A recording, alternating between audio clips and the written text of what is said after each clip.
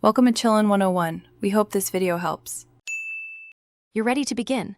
Plug both HomePods into power and bring your iPhone close. Open the Home app and keep Bluetooth and Wi-Fi active. Once the automatic setup card appears, tap it to start pairing. This exchanges settings and confirms the devices can see each other. Make sure both units are listed in the same home and room. Doing that groups them logically. If the card doesn't show, tap the plus icon and choose Add Accessory to continue manually. Now you'll configure details.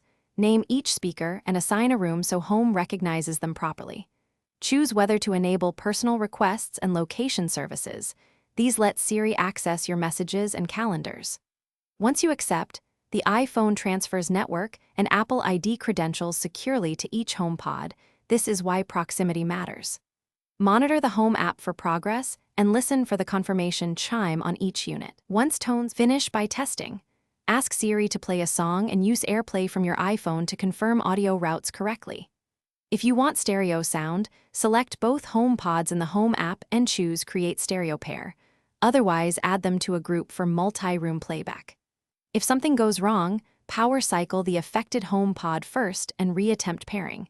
If it still fails, reset the unit and repeat setup. This step clears cached network issues and usually resolves stubborn connection problems.